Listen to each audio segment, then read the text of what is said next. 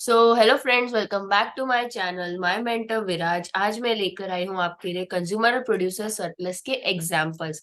अगर आपको याद होगा, लास्ट टाइम हमने कॉन्सेप्ट समझा था कि कंज्यूमर सरप्लस और प्रोड्यूसर सरप्लस होता क्या है, बट उसके एग्जांपल्स हमने नहीं देखे थे। तो एक सिंपल सा मैंने क्वेश्चन रखा है जिसके थ्रू आपको क्लियर हो जाएगा कि कंज्यूमर सरप्लस और प्रोड्यूसर सरप्लस एक्चुअली में बढ़ते और कम कैसे होते हैं। और क्योंकि हम इंटरनेशनल बिजनेस देख रहे हैं, इसलिए हम इंपोर्ट एक्सपोर्ट के कॉन्सेप्ट के थ्रू कंज्यूमर और प्रोड्यूसर सरप्लस का एग्जांपल देखेंगे। आज का लेक्चर थोड़ा इंपॉर्टेंट है, प्लीज ध्यान से सुनिएगा। तो चलिए स्टार्ट करते हैं।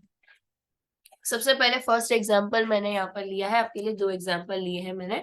एक सेट, एक रो में आपको प्राइस दिख रहा होगा, एक में डिमांड और एक में सप्लाई। ठीक है। अलग अलग प्राइसेस है, 100 से लेके 400 तक, और उसी के सामने दी हुई है डिमांड और सप्लाई। अब ये कॉन्सेप्ट आप जानते हैं कि जब प्राइस कम होगा डिमांड ज्यादा होगी। तो बिल्कुल वही चीज यहाँ पर हमको होते हुए दिख रही है। जैसे जैसे आप देख रहे हैं कि प्राइस बढ़ रहा है, डिमांड कम हो रही है। एंड जैसे जैसे प्राइस घट रहा है, डिमांड बढ़ रही है। सप्लाई में उसी तरह से रिवर्स चलता है, जैसे जैसे प्राइस बढ़ती है सप्लाई बढ़ता है, क्योंकि ऑब्वियसली प्रोड्यूसर को ज्यादा पैसे में बेच के ज्यादा फायदा मिलेगा। तो वो सोचेगा कि जब प्राइस ज्यादा है तो मैं ज्यादा बेच के कमा लूं। ठीक है। और उसी तरह से जब प्राइस कम होती है तो सप्लाई कम होता जाता है। अब सबसे पहले यहाँ पर इक्विलिब्रियम प्राइस कौन सी है? तो अगर आप याद करेंगे तो मैंने आपको लास्ट लेक्चर में बताया था, इक्विलिब्रियम प्राइस वो होती है जहाँ डिमांड और सप्लाई इक्वल हो। तो यहाँ पर हमें डिमांड और सप्लाई इक्वल कहाँ दिख रहे हैं? तो ये देखिए, 1500 अलग है, 850 650 अलग है, 790 790 सेम है, 600 880 अलग है। इसका मतलब हमें जो इक्विलिब्रियम दिख रहा है वो है 790, जहाँ डिमांड और सप्लाई मार्केट में सेम है। अब ये हाइपोथेटिकल एग्जांपल है, ऑब्वियसली रियल मार्केट में कभी भी इतना ज्यादा एग्जैक्ट सेम नहीं होता है। बट हाँ, नियर अबाउट को आप जनरल प्राइस काउंट कर सकते हैं। यहाँ पर हमारा इक्विलिब्रियम प्राइस है 200। ठीक है। यहाँ पर हमारा इक्विलिब्रियम प्राइस हमें मिल गया। लेकिन अब अगर इक्विलिब्रियम प्राइस का मतलब है कंट्री में 200 प्राइस है, ऐसा जनरली आप समझ लीजिए कि मेरी कंट्री में 200 रुपीज प्राइस है, मैं कंट्री ए हूँ और 200 रुपए में मैं चीज बेचती हूँ, मेरे डिमांड सप्लाई कंट्री में सेम है। लेकिन दूसरी कोई कंट्री है जो मेरे से कम प्राइस में प्रोडक्ट बना रही है, और अगर मैं इंपोर्ट करती हूँ तो वो चीज मुझे 150 में पड़ती है। कंट्री बी मुझे 150 में यही प्रोडक्ट दे रहा है। अगर 150 में ये प्रोडक्ट मार्केट में आ गई और मैं 200 में बेच रही हूँ, और मैं प्रोड्यूसर हूँ, मैं बेच रही हूँ, तो मेरा जो सरप्लस है, मेरा जो मुनाफा है वो कम होगा, राइट? तो प्रोड्यूसर सरप्लस कम हो जाएगा ए कंट्री का, कंट्री ए का, क्योंकि मैं ए कंट्री में प्रोड्यूस करके सप्लाई कर रही थी। अब मेरे से सस्ता और कोई बेच रहा है तो प्रोड्यूसर सरप्लस मेरा कम होगा। ओके। और कंज्यूमर सरप्लस ऑब्वियसली बढ़ जाएगा, क्योंकि कस्टमर पहले 200 रुपए में जो चीज खरीद रहा था, अब उसे वो चीज 150 रुपए में मिल रही है। इसका मतलब उसको 50 रुपए का फायदा हो रहा है। तो कस्टमर का सरप्लस, कंज्यूमर का surplus will increase in country A, and producer का surplus will decrease in country A. Okay. जो कंट्री की यहाँ पर बात हो रही है, अगर वहां पर सस्ते में प्रोडक्ट आने लगी तो प्रोड्यूसर का सरप्लस कम हो जाएगा एंड कंज्यूमर का सरप्लस बढ़ जाएगा।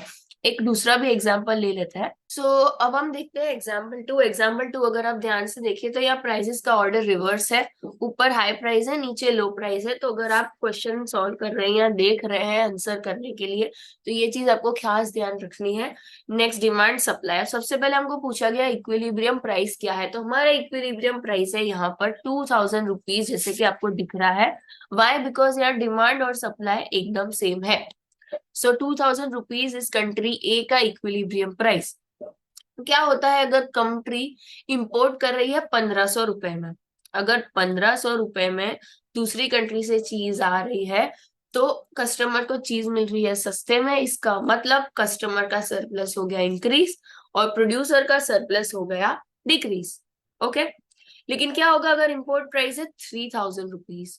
अगर इंपोर्ट प्राइस 3000 है और कस्टमर खरीदता है, तो 3000 रुपीज में कस्टमर का सरप्लस विल डिक्रीज, प्रोड्यूसर का सरप्लस तो इंक्रीज होगा ही, लेकिन कंट्री ए का नहीं, दूसरी कंट्री के प्रोड्यूसर का सरप्लस विल इंक्रीज, क्योंकि ये इम्पोर्टेड प्रोडक्ट है, इफ यू रिमेम्बर। ओके। और यहाँ पर हमारी कंट्री का प्रोड्यूसर सरप्लस क्यों डिक्रीज होगा?